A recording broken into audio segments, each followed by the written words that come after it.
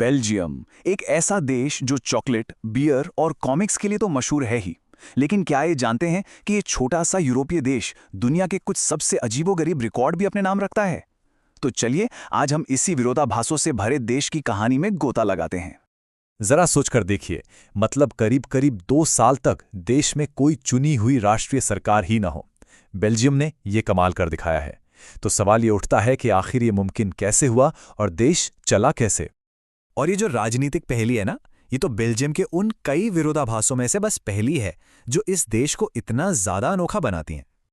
देखिए, ये सिर्फ एक नंबर नहीं है, ये बेल्जियम की बहुत ही कॉम्प्लेक्स पॉलिटिकल सिस्टम का सबूत है। जब राष्ट्रीय नेता किसी भी समझौते पर नहीं पहुंच पा रहे थे, तब देश की 6 अलग अलग क्षेत्रीय सरकारों ने आगे आकर ये पक्का किया कि रोजमर्रा की जिंदगी में कोई रुकावट ना आए। स्कूल, अस्पताल, सड़कें, सब कुछ पहले की तरह ही काम कर रहा था। और जब हम अजीबोगरीब चीजों की बात कर ही रहे हैं, तो बेल्जियम का नेशनल सिंबल तो शायद लिस्ट में सबसे ऊपर आएगा। ये है मैनेकिन पिस, एक छोटे से लड़के की मूर्ति जो खुलेआम पेशाब कर रहा है। असल में ये उनकी हाजिर जवाबी और किसी भी चीज को बहुत गंभीरता से न लेने वाले रवैये को दिखाता है। तो ये जो अनोखापन है, ये सिर्फ पॉलिटिक्स या सिंबल्स तक ही सीमित नहीं है, ये लोगों के रोजमर्रा की जिंदगी में और उनकी पहचान में भी झलकता है। बेल्जियम में 3 ऑफिशियल भाषाएं हैं, डच, फ्रेंच और जर्मन। लेकिन मजे की बात यह है कि वहां कोई बेल्जियन भाषा बोलने वाला नहीं मिलेगा। ये जो भाषा का बंटवारा है ना, ये देश की गहरी सांस्कृतिक दरारों को दिखाता है। और यही एक बड़ी वजह है कि वहां राष्ट्रीय सरकार बनाना अक्सर इतना मुश्किल हो जाता है। और ये बंटवारा सिर्फ जुबान का नहीं है, जमीन पर भी दिखता है। नीदरलैंड के साथ बेल्जियम का जो बॉर्डर है, वो दुनिया के सबसे पेचीदा बॉर्डर्स में से एक है। यहाँ सीमा रेखाएं घरों, कैफे और दुकानों के बीच से होकर गुजरती हैं। मतलब ऐसा हो सकता है कि कोई एक देश में कॉफी ऑर्डर करे और दूसरे देश में बैठकर उसे पिए। बेल्जियम में जिंदगी के भी कुछ अपने ही निराले सामाजिक नियम हैं।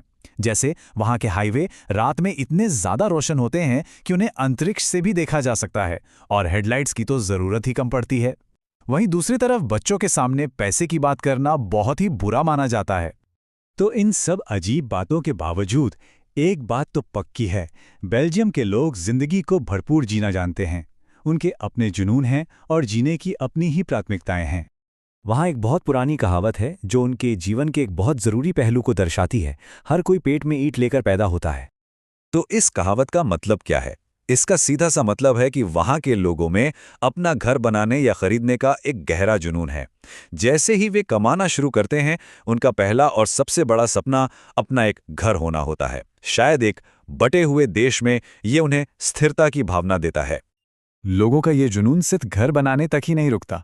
आप देखिए, 99% की साक्षरता दर है वहां। मतलब ये देश किताबों से भी उतना ही प्यार करता है, जिसकी एक बड़ी वजह है 18 साल तक की अनिवार्य स्कूली शिक्षा। और हाँ, बेल्जियम की बात हो और बियर का जिक्र ना हो, ऐसा हो ही नहीं सकता। 1150 से भी ज्यादा किस्मों के साथ ये देश तो बियर प्रेमियों के लिए किसी जन्नत से कम नहीं है। और तो और, हर बियर का अपना खास क्लास होता है। एक और कमाल की बात सुनिए।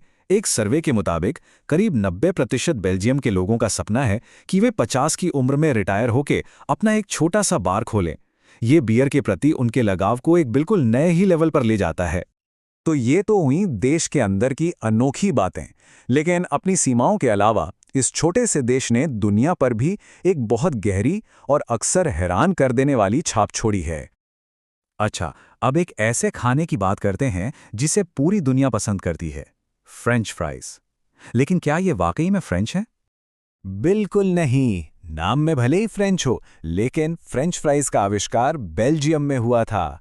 कहानी यह है कि पहले विश्व युद्ध के दौरान जब अमेरिकी सैनिकों ने इन्हें पहली बार चखा, तो उन्होंने इसे फ्रेंच फ्राइज नाम दे दिया, क्योंकि उस इलाके में फ्रेंच भाषा बोली जाती थी।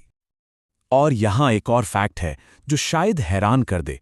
जब हम ऊंटों की रेस के बारे में सोचते हैं, तो दिमाग में क्या आता है? मध्य पूर्व के रेगिस्तानी देश है ना।